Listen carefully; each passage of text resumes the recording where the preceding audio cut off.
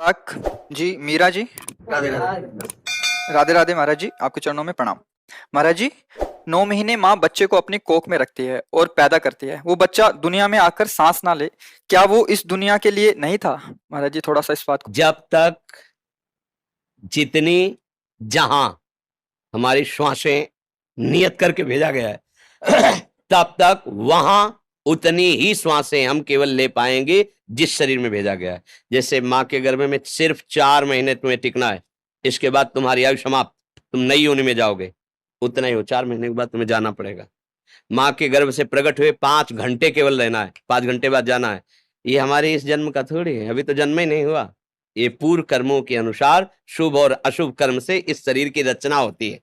अब उस रचना में मनुष्य योनि का केवल इतना ही सौभाग्य दिया गया कि तुम माँ के गर्भ में 9 महीना तो बहुत होता है, तुम 1 महीने केवल बुदबुदा और बेर रूप होगे, नष्ट हो जाओगे। या तुम 4 महीने लोथर मानसिक नष्ट हो जाओ, या तुम पैदा होगे आंख खुलते ही तुम मर जाओगे। विधान है, अगर विधान है तो 80 वर्ष जियोगे, 100 वर्ष जियोगे। इसका नाम मृत्यु लोक है। गर्भ से लेकर के और पूरा शरीर होने तक कभी भी जितना विधान है श्वासों का, तो ये तो अहोभाग्य मनाओ कि माता पिता के द्वारा ऐसा विधान बन करके हम भूतल पर अभी जीवित हैं। हमारी श्वासें हैं अभी पता नहीं कितने सेकंड की हैं, तो हम रामकृष्ण हरि उच्चारण कर ले, भगवान नाम जप कर ले तो मंगल हो जाएगा। जैसे लोग सोचते हैं कि बालक गर्भ में है, उसको अमुक रोग हो गया, उसने क्या पाप किया है? वो बालक नहीं है, उसको नया कपड़ा मिला है, वो बहुत पुराना है, वो पुरातन जीव है। अनंत जन्मों से नाना प्रकार के कर्मों को करते हुए वो अपनी पोटरी लिए घूम रहा है, शुभ और अशुभ की। उसी को विध्वंस करने के लिए मनुष्य देह मिली है। ये जो अवसर मिला है, तभी तो कहा दुर्लभो मानुषो देहो। दुर्लभ बात है। कितना बढ़िया संयोग बना था माँ के गर्भ में, मनुष्य शरीर का हमारा निर्माण हो रहा था। हमारे कर्म इतने नीच थे कि हम माँ के गर्भ से बाहर ही नहीं निकल पाए। खत्म, चल अब दूसरी माँ को स्वीकार कर, कौन सी जीव योनि में भेजेंगे। इसीलिए कर्म का दंड अवश्य में भोक्तव्यम कृतम कर्म। अब हम लोग अज्ञानी हैं, सोचते हैं यार उस बच्चे ने क्या किया था जो अभी गर्भ में है, उस बच्चे ने क्या किया था जो अभी घुटने के बल चल रहा है, उसने कौन सा ऐसा बड़ा पाप किया। वो बच्चा नहीं है, वो अनंत जन्मों से शाश्वत ईश्वर का अंश है, और उसने खूब मनमानी की है। किसी एक सूचना पे वो गृहस्थी से बाबा जी बने, और जन्मभूमि से कुछ किलोमीटर जंगल पड़ता है, वहां कुटिया बनाई और एक लंगोटी पे रहते थे। किसी भगत ने उनको गाय दान की, गाय 10-20 हजार की जो भी हो, उन्होंने बेचा। अब शराबियों को पता चला तो पैसा लेने के कारण कहाँ रखा है, उनकी पहले दोनों आंखें निकाली, उनका पेट फाड़ दिया और पेड़ पे टांग दिया उनको, और लूट ले गए। जब ये बात हमें सुनने को मिली तो एकदम एक लगता है ना कि भगवान के लिए उन्होंने घर गृहस्थी और वेश बनाया, लेकिन पीछे उन्होंने जो किया उसका हिसाब ये है। जैसे बचपन से हमें याद नहीं हमने किसी को ऐसे कष्ट दिया हो। बाबा जी है, किडनी दोनों फेल है, डायलिसिस, अभी थोड़ी देर में डायलिसिस में चले जाएंगे। क्या भीष्म जी कह रहे हैं, मैंने प्रभु कई जन्म देखे कि हमने किसी को दंड नहीं दिया, 6 महीने से बाणों की सैया पे पड़ा हूं। भगवान ने कहा कितना देखा? बोले 100 जन्म। बोले और आगे बढ़ो। यहाँ तो पूरा रजिस्टर भरा पड़ा है। तो ये जन्म जन्मांतरों का जो शुभ और अशुभ कर्म है, उससे कुछ निकाल करके इस देह की रचना होती है। शुभ अशुभ माने पाप और पुण्य दोनों मिलाकर। इसे केवल पाप तो यातना देह, केवल पुण्य तो देव देह, और पाप और पुण्य मिश्रित तो मानव देह। कितने समय तक ये है। इस ऑफिस में भेजा गया, सरकारी हुक्म हुआ ट्रांसफर आज ही, आज अभी बस्ता नहीं रख पाए, ट्रांसफर, भागना पड़ेगा, सरकारी आदमी हो, भगवान के अंश हो, चलो दूसरी सुकर योनि में चलो। कुकर योनि, अनंत जन्म भटकने पड़ते, तब कहा गया दुर्लभो मानुषो देहो। लेकिन सावधान, देह नाम क्षण भंगिरा, एक क्षण में नष्ट हो जाने वाला है। तो क्या करे, तत्रापि दुर्लभम मन्येत वैकुंठ प्रिय दर्शनम। भगवान श्री हरि के प्रेमी जनों का दर्शन करके उनसे सीख ले लो कि जीवन सार्थक कैसे होगा। साधन धाम मोक्ष कर द्वारा, पाए न जे परलोक सम्हारा। गर्भ में जब जीव 8 महीना से आगे बढ़ता है तो उसको भगवान ज्ञान देते हैं। भागवत में कपिल देव भगवान ने वर्णन किया, उसे अनेक जन्मों की याद आती है कि ये जो माँ के मलमूत्र के बीच में आंतों की झिल्ली में मैं लिपटा हुआ हूं, ये मेरे कर्म का फल है। अब जैसे ही चेतना जागृत होती, भयानक पीड़ा होती है। जैसे अपने को किसी प्लास्टिक के उसमें बंद किया जाए तो कैसा लगेगा, पर उसमें नाभि से कनेक्शन होता है तो जीवन यात्रा चलती रहती है, पर श्वास लेना ये सब असंभव होता है, क्योंकि वो कुंडलाकार होता है, बड़े ही वैसे लिबलिबे पदार्थों से वो ऐसा होता है, तो श्वास लेना या कुछ कर पाना उसके लिए असंभव, भारी पीड़ा। तो वो भगवान की प्रेरणा से ज्ञान तब प्रार्थना करता है कि यद्यपि प्रभु मैं यहाँ बहुत कष्ट पा रहा हूं, पर बाहर निकलने में मुझे डर लग रहा है। यहाँ का कष्ट तो असहनीय है, पर जब मैं बाहर जाऊंगा आपकी माया मुझे घेर लेगी, मैं फिर आपको भूल जाऊंगा। पर प्रभु ऐसी कृपा करो, एक बार मुझे निकालो यहाँ से, और मैं अब जाकर आपका ऐसा भजन करूंगा, दोबारा किसी भी माँ की गर्भ में नहीं जाऊंगा, किसी भी योनि से पैदा नहीं होऊंगा, मुक्त हो जाऊंगा एक बार। तो भगवान की प्रेरणा से उसका ज्ञान लुप्त हो जाता है, और जब वो पैदा होता है तो कहां कहां वो जो अभी ज्ञान था वो कहां गया? भूमि परत भा ढाबर पानी, और जिम जी वही माया लपटाली। जैसे शुद्ध बूंद जमीन में गिरा और गंदा हो जाता है, ऐसे ही जब ज्ञान का विकास, ये अम्मा है इनको पापा बोलो, अब वो संस्कार इतने दृढ़ होते चले जाते कि मैं शरीर, मेरे संबंधी, मेरा परिवार, मैं करता, मैं फिर भूल हो गई, फिर भूल हो गई।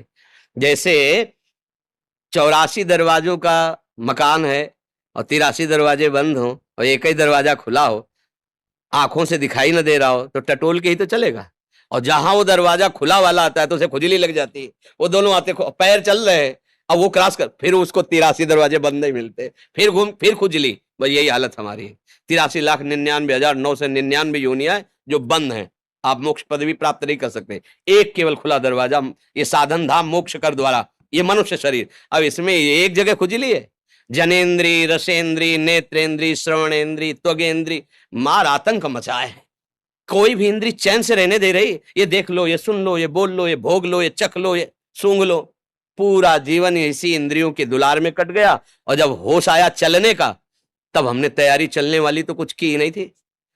ना पास मिला, ना धन एकत्रित किया, ना बेग सजाई, और तुरंत निकाला जा रहा है। और जहां हमने जो कुछ कमाया वो सब छोड़ा, क्योंकि जिस देश में जाना है वहां जाएगा नहीं है कुछ।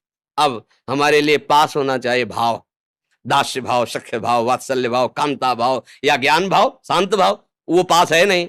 धन होना चाहिए नाम, कबीरा सब जग निर्धना, धनवंता नहीं कोई, धनवंता सोई जालिए जाके राम नाम दल, वो धन है नहीं। अच्छा परिचय, पत्नी पुत्र परिवार, ये सब यही रहेंगे, जहां जा रहे हो परिचय घबरा जाता है, उसी घबराहट में उसके प्राण निकलते हैं, फिर वो अन्य योनियों को प्राप्त होता है। तो भाई कर्म का अवश्य फल भोगना होता है, शरीरों के अनुसार से नहीं है, कर्म के अनुसार से है। नहीं तो अभी बच्चा पैदा हुआ बेचारा क्या जाने क्या पाप है क्या पुण्य है, और उसको दंड भोगने। देखो छोटे छोटे बच्चों को नहीं होते कई प्रकार के भयानक रोग, इसका मतलब पूर्व जन्म का अभ्यास, बिना सिखाए पढ़ाए भी अभ्यास बताता है, ये पूर्व जन्म में जन्मा है। जैसे छोटा बच्चा है, माँ अपने स्तन लगा देती है उसके मुख में, किसने सिखाया कि खींचने से इससे दुग्ध निकलेगा, तुम्हारा पेट पोषण होगा, पूर्वाभ्यास है ना।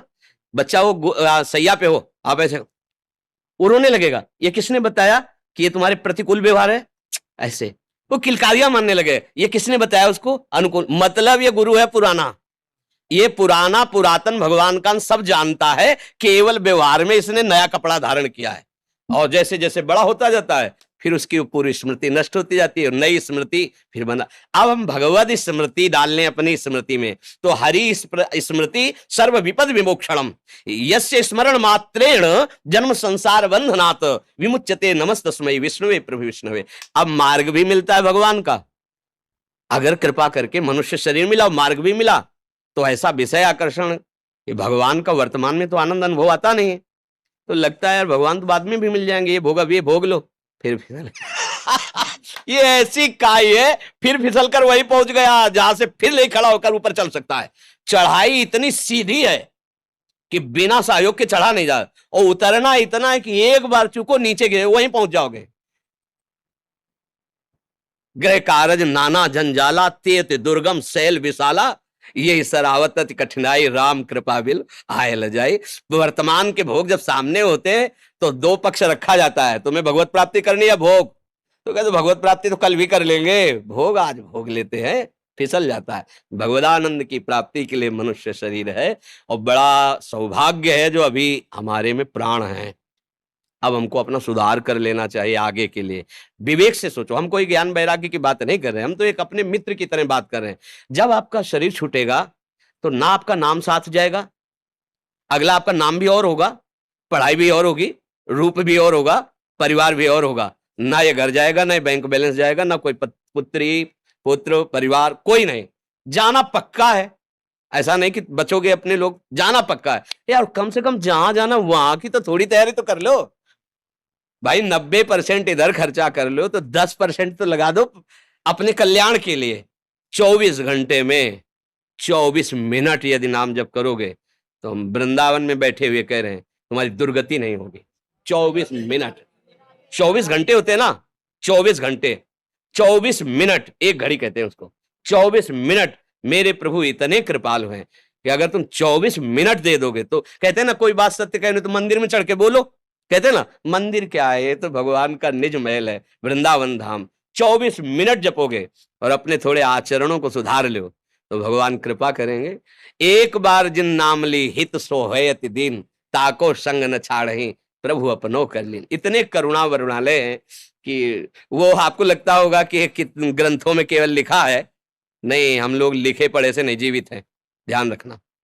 बनावटी जीवन से नहीं जीवित हैं, लिखे पढ़े की बातों से नहीं जीवित हैं, छाती की बात से जीवित हैं। निष्पक्ष बात कह रहा हूं, अनंत माताओं जैसा उनका प्यार और दुलार और सामर्थ्य, सामर्थ्य।